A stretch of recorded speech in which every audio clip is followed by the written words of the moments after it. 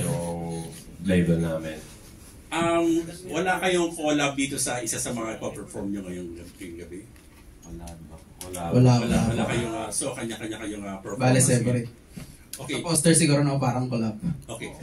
Pero gano'n na kayo katagal magkakilala? Kasi na-mention kanina ni Melba, meron kayong mga collab before, previously. Yes po. Kailan nag-cruise Bale na-meet ko si Mayo 2018, 17. Mga dyan. Through email lang, sa YouTube. Okay. Hindi, sa Instagram ata. Instagram, yes. Sa social media, tapos nag-message ako sa kanya, pwede ba tayong gumawa ng kanta kasi napahinggan ko yung kanta niya sa YouTube and sinabi niya naman, yes, free siya. So doon po nag-umpisa yung pagkakaibigan namin hanggang sa ngayon. Kasama ko na siya sa group namin. Okay. And then, last question, kailan i-release itong mga unreleased tracks ninyo? Ikaw ba, Mayo? Kaya kung may release? Yung upcoming EP ko is January. Ilan ang tracks dito? Tatlo rin? EP includes 6 tracks. 6 and then okay. Sa akin mo, sobrang gulo, wala pong final date. Pero baka bukas na sa YouTube na. Okay. Joke lang. Joke lang, David. Okay, thank you and congratulations. Thank you po. Thank you, Kuya Bobby. Our next question will come from Bon of TV5. Wala naman tao dito. Tayo-tayo na. Ganda-ganda naman. Hi guys, congratulations. Unang tanong ko kay Nikki. Siyempre sobrang successful ng mga first released songs mo, no? How do you handle the pressure of every time you released new single? Yes. How do you handle the pressure of, sana mahigitan nito yung mga dati kong na-release? Sa ngayon, tinatanggal ko yung utak ko sa ganong part na sana mahigitan. Kasi, like, right now, nag-enjoy lang ako kung may nirelease ako doon. Tapos, mas mababasa na ako na, well, better luck next time. Tapos, maglalabas pa ulit ako ng bago. Ini-enjoy ko lang, hindi ko pinapressure yung sarili ko na sana mahigitan. Kasi, nangyari na yun sa akin dati. Like, sobrang pressure. Gusto ko mahigitan yung sarili ko. Hindi ako makagawa. Kaya ngayon, ina-enjoy ko lang yung sarili ko. Kung magustuhan nila, magugustuhan nila. Pag hindi, gagawa ulit ako ng bago. Ganun lang yung ginagawa ko. Thank you. Ikaw naman, Mayo. Bihira, well, on my part, bihira kami makakita ng mga Ilonggo na nasa hip-hop scene. How do you feel na parang you're representing the Ilonggo? Dito ba sa music mo, makakarinig kami ng Hiligay nun? Na of course native dialects ng mga kapatid natin from Iloilo. Yung ilalabas ko kanta kasi puro Tagalog eh. Pero maybe soon release ako ng Ilonggo.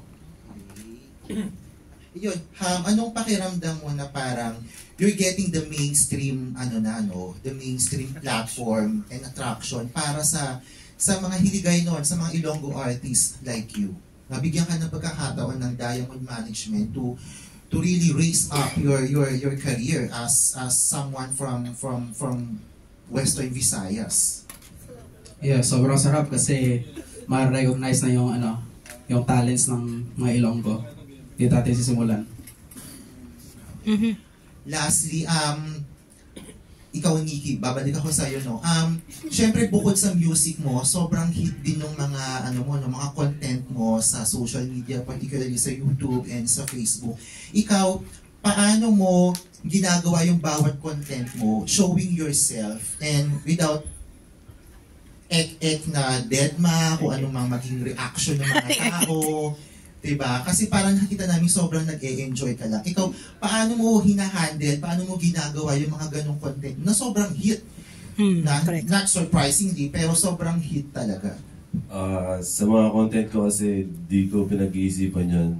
Like, kaya pag napapanood nyo, sobrang plain kasi ako yung mismo yan. That's my life. I'm sharing it to you. Pag nagustuhan mo, thank you. Pag hindi, gagawa ko ulit ng bago. Ganun lang. Hindi ako mahilig mag-isip ng content like pagpaplanuhan, script, ganun. All natural, man. Sa loob at labas sa social media, I'm the same. Ayun lang. Thank you. Okay. Next question will come. Ako muna. Pwede. Sino yung mga music influence nyo?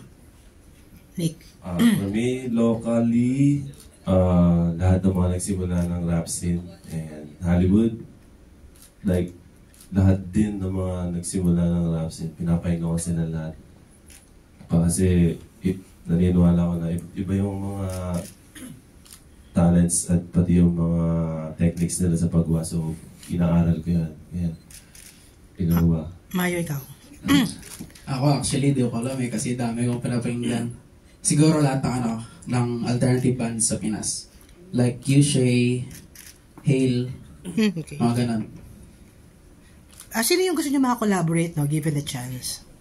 Ako gusto ko mga collab si Freddy Aguilar. Pwede naman. Okay. Oo, maganda yun. Ha? Ano ba yung kanta niya? Mamahalin kita maging... Si ano yun? Ray Valera. Ray Valera yun eh. Ray Valera. Ay, yun pala yung gusto ko makakolab. Ray Valera. Bakit si Ray Valera gusto mo makakolab? Pares kami ng boses pag kumakanta. Totoo ba? Gusto ko lang rin. Para maiba naman. Oo, correct. Yeah. Ikaw naman, Mayo. Tawa ng tawa mo. Ako actually, kahit sino lang, basta mag-PM lang sila sa akin. Will work. Yan, totoo. So, open siya sa lahat. I-open sa lahat. Lalo na sa mga sa mga upcoming artists din na magagaling. Kasi deserve din nila ng recognition, parang gano'n. Okay, thank you. Our next question will come from Nikki Wang of Manila Standard. First question muna kay Mayo. Itong i-release mong EP by January, pang ilang EP mo to? Is it your first? Actually, it's my debut. Your debut EP. Pwede bang i-describe mo sa amin ano yung major theme ng EP mo and the songs included in it? Yung major theme ng EP is actually, kung maririnig siya ng buo, start to finish, track 1 is parang start ng relationship. After nagka-problema, naging toxic relationship, tapos last track is yung breakup and moving on, parang gano'n.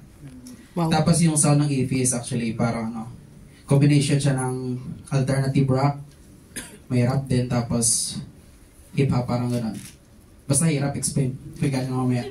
Pero bakit parang romantic journey ang major theme ng EP mo? Ito ba based on personal experience? Wow. Hindi po. Actually, based yun sa experience ng mga kakilala ko. Minsan sa akin din. Kasi daw we came from the city of love. Yeah. Wow.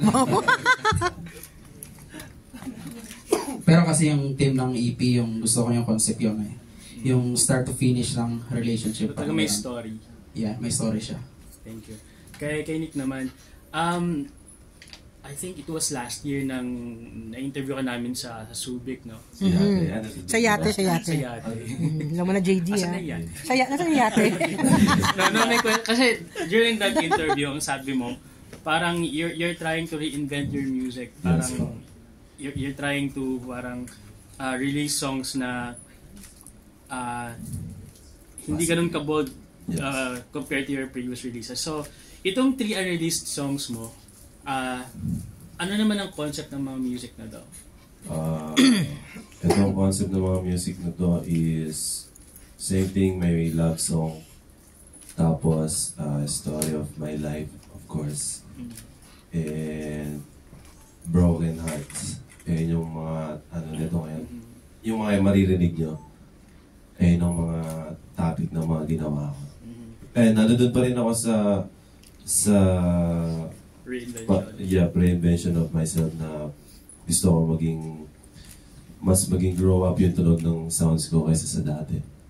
Yep, I'm still doing that type of yeah. Na-mention mo the songs will be about yourself and about love. Ito rin ba a self-reflection? Yes, meron pong self-reflection and meron din mga experiences. Yeah. Ang kaibigan, mga kilala mo. Opo, yeah. Anyway, how long have you been with Diamond Management? And Believe. And Believe. Yeah, I've been with them since my career started. Yeah. Sila yung mga nasa likod ko kaya nagagawa ko to. Especially yung Believe. And especially Diamond. And yung big boss namin, nasa na ba? Si Boss Patrick Chris. Kung wala rin ako dito ngayon. So maraming salamat. Siyempre sa Believe. Sabay yun ang career ko. Natagpuan ko silang dalawa. Kasi diba, some music artists, they wanted to be parang independent. So how does it feel na meron kang management na nandyan to support your career in every step of the way? Actually, mas powerful kasi hindi na ako yung nakikipag-usap ng like mga deals, gano'n, hindi na ako yung humaharap doon, yung management na lang, and then kapag na-close deal, ako yung gaganap na magtrabaho. So, sobrang powerful kasi as an individual artist, may mga gusto rin akong marating na like top brands na ma-hit ko yun. Mabigyan ako ng opportunity na ma-promote sila, mga top brands, gano'n. Mapunta sa movie. Like last time, may ginawa kami movie, kasama ko si... Bawal sabihin, pero bawal na sa Netflix yan. Extra ako dun, so kung di dahil sa management, hindi ko yung magagawa. So, like right now, sobrang powerful kasi meron akong management na powerful. Meron akong believe sa likuran ko. So, yeah. So that means you can Nabibilib focus sa'yo. on the creative side of Yes po, yun lang ang gagawin ko is like mag-create ng music. Pag nagustuhan nila, like I said, thank you. Pag hindi, gagawa ulit ako ng bago. Thank you. How about you, Mayo? I mean, how long have you been with the management? Actually, bago lang. Mm. About 3 months siguro. Mm. And how do you feel na they parang entrusted your entrusted you with this opportunity? Yeah, actually yung sobrang grateful ako ngayon kasi nakausap ako ni Boss Pat kasi nagkilala kami ni Boss Pat sa Iloilo, event din ni Kion. Tapos nag-uusap-usap kami, parang gano'n. Tapos pinapunta niya ako dito. Yeah, that's it. Actually, balik pumunta siya dito, galing ko siyang Iloilo, then nakastay siya ngayon dito para gumawa lang ng music. Yan ang niya sa Diamond Management ngayon. Nagtutulungan kami dalawa. Kasi meron akong studio sa Rio, so kapag gusto niya mag-record siya, nandun siya. Yeah, wala na record. Yeah, sobrang galing na ni Maya, man. Makakalanig yan ng lalaking sumisipol yung boses. Sample. Wala ba kayong sample man lang? Oo. Mamaya. Maraming salamat sa mga sagot sa questions. Thank you. Ay, siya muna. Sige, si Jan muna, ha?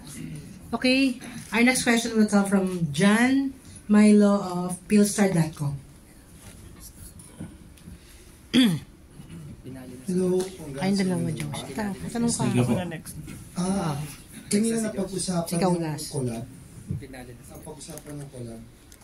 Siyempre si Francis M bilang master rapper ng Pilipinas.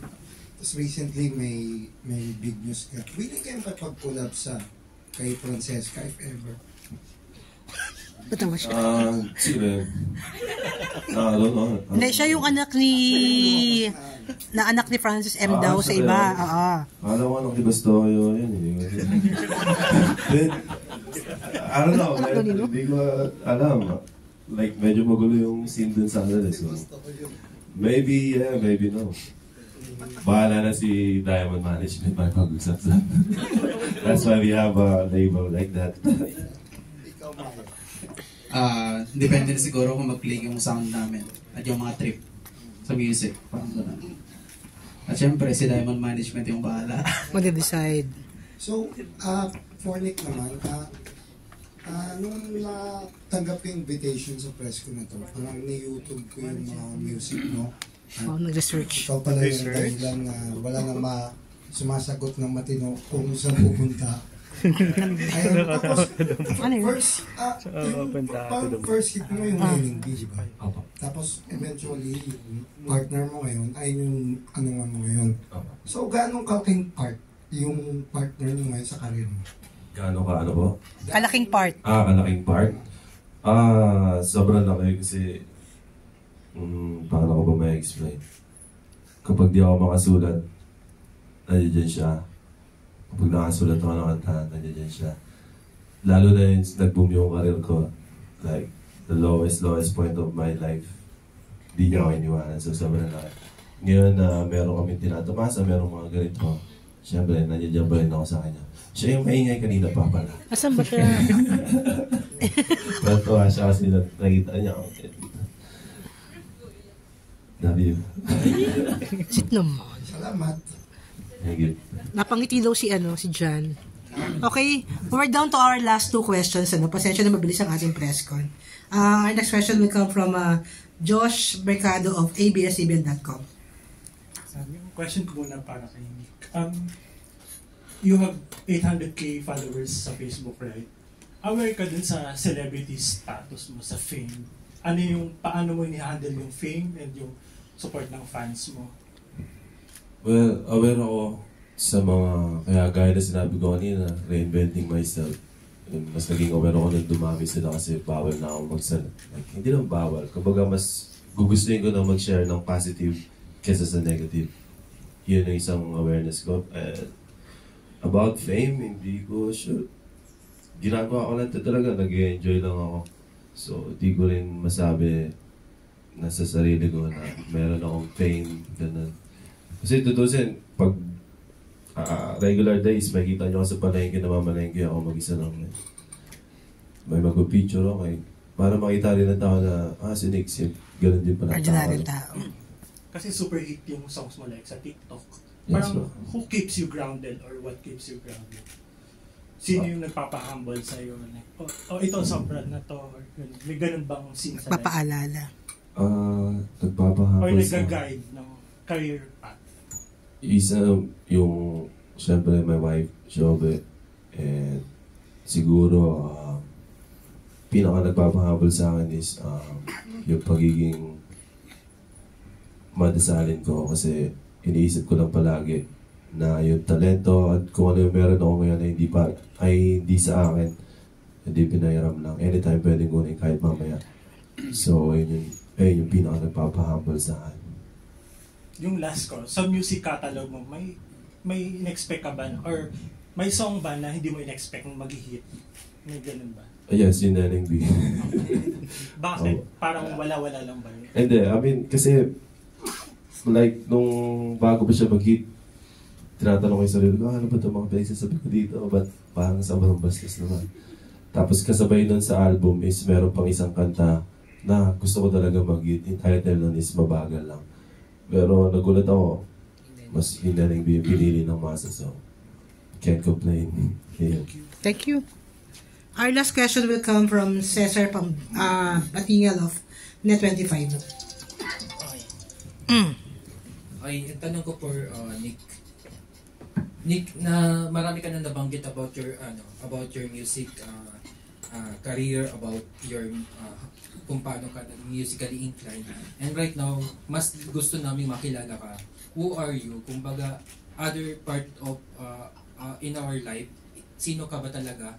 You have other professions ba? Meron ka, ano bang ginagawa mo aside from being a musician? Doktor po ako. Tatay ng isang maganda at makulit na anak and isang mabuting asawa. Ayun, ako, pag wala ako sa music, ayun yung ginagawa ko. Nasa bahay lang ako. Provider, tagapagligtas ng nila, ng pamilya. Yeah. Kumbaga, overall and totally, you are musically... Yun lang. That's your profession. Yes po. Kumbaga, ito talagang tinatahak mo. Wala kang ibang racket o ibang professions na ginagawa. Hindi siya sinel. Wala po. You're not a businessman. Ngayon mga business kami, pero usually lagi na ako naka-partner side. Hindi pa ako nag-focus sa business talaga. So, maybe yun yung next, pagtapos na itong business. Then, other question for you. What is your realization after of all those releases, now that you're in this position? What is your realization? Talagang sa tingin mo, hanggang dulo, music talagang panghahawakan mo? Ayaw kasi yung hiniling ko ng mga panahon wala ako. So, kaya binigay sa akin ng Panginoon. Kailangan kong protektahan, kailangan kong gawin. Kasi sobrang daming kabataan, sobrang daming like kagaya ko, na hinihiling din yun, na makuha yun. Kung ano yung nakukuha ko ngayon. Kaya, ngayon na nakukuha ko, kailangan kong protektahan. Hanggang mawala yung boses ko, kakanta ako. Okay. Tuloy-tuloy lang. Yes po. Ako, si Mayo. Mayo, Yes. What is your inspiration of entering in this industry? We know that this is not a just, kumbaga, hindi siya joke di ba? Talagang may competition, nandyan yung competition, nandyan yung argumentation, nandyan yung bashing, nandyan, marami itang mahaharapin along the way. Ano yung nag-udyok sa'yo para mas lalo pang magtuloy, magdiretso? Layo ko lang galingan siguro. Kasi, since bata ako, musically inclined talaga ako eh. Nagturo sa akin yung tatay ko. Ano pa ako nun? Parang grade 6. Hindi, grade 4. Tapos, nag-start ako gumawa ng music nung college. Actually, ngayon lang ito palaman ng lahat, ano. Sa buong batch namin nung college, ako lang isa yung di nakagraduate kasi sila gumagawa ng thesis, ako nag-FL Studio, gumagawa ng music, parang gano'n. Kaya yan, pinapatuloy ko na lang. Ano bang ano mo? Aside from being a musician, you are ano yung ginagawa mo pa? You are a college student ba? Hindi na. Okay. Bali, full-time music ako ngayon. Full-time music. Pero nakatungtong ka ng college? Pero actually, music din ang course na sa college? Hindi, IT. Actually, isang semester lang, graduate na ako. Yung sinasabi mo na thesis? Oo. Doon sa college na. Okay. For both of you po, last question na lang. What is this start? Kasi wala kami sa inyo wala kami sa buhay ng hip-hop. Gusto naming malaman kung ano yung estado ng hip-hop industry as of now. Kasi nakikita namin siya sa YouTube, matataas ang views. Nakikita namin yung mga upload ng Wish FM, ang lalaki ng views ng hip-hop. Ano yung estado ng hip-hop industry sa kasalukuyang panahon? Yung hip-hop kasi talagang nagbo-boom Kita rin natin yun. Sa hip-hop industry, paano nyo may papaliwanag sa amin? Hip-hop industry ngayon sa kasalukuyan, sobrang malakas, sobrang pataas. And sobrang dami na naming artists. Kaya tuloy-tuloy yung pagbas ng mga bagong kanta. And kaya lalong pataas ng pataas. Sa ngayon na yun yung masasabi ko, sobrang lakas. Ikaw ba? Ano masasabi? Ano yung observation mo, Mayo? Madaming artist na bago na nasusulputan, gagaling din. Pero para sa akin kasi to be frank, wala ako sa hip-hop Yung gusto ko talaga is introduce ko yung bagong sound ng OPM. Which is my tracks. Yeah. Yes, sir. May pahabol lang. Nag-dream ba rin kayo kay Nick na makakolaborate si Glock9? Ako po naman. Kasi laki sila sa mga nagsimula May ginagawa na kayong move to reach out for him? Sa ngayon wala pa. Pero maybe soon. Magkakaroon din kami ng kanta. Apo. Okay. As of now, ano yung gusto niyong i-share sa amin na mas lalo pang tangkilikin ng kababayan natin? Na mayroon na kayong mga bagong release ba aside from the EP that we are looking for? As of now, sobrang nagugulong kasi ako ngayon ako re-release ng mga to, pero ang masishare ko lang sa inyo is yung mga bagong music ko, mag-enjoy ko and especially kay Mayo, pag naririnig ko yung mga ginagawa nito sa studio, sobrang kakaiba talaga, promise. Siya yung magbabago ng scene ng banda and hip-hop. Ikaw, explain mo sa kanila. Wala pa bang release si Mayo kahit isa? Meron po. Anong title? Title ng song is, first release ko is Bahala Na. Yun yung nasa Spotify as Yes. How many streams right now? Sa YouTube, nasa 2.4 M siya. Tapos sa Spotify is may following na talaga. 900. May following na. May mga nag-aabang na sa mga next releases. Yeah. Sige, thank you and congratulations. Thanks. Okay, before we end up this press con, pwede ba makahingi man lang ng konting sample man lang sa mga unreleased tracks na mapapakinggan mamaya ng mga fans niya? Sige, te. Sige. Gusto namin may sumisipol. Pwede ba yun? May sumisipol. Sample naman. Ikaw muna. Ikaw kasi maganda yung boses talaga sa amin Siya yung kumakanta ng todo Go. Mayo, ikaw muna daw. Paano ba? Mga natin. Hindi lang parang isa. Sa akin, kasi yung maririnig nyo sa akin bang pang-enjoy ito ng buhay. Relax ganun. Tapos may mga masasakit na part, pero enjoy pa rin. Sample naman. Mag-sample ka na para matuwa sila dali. Sample lang. Sige, ito yung... Ilang lines?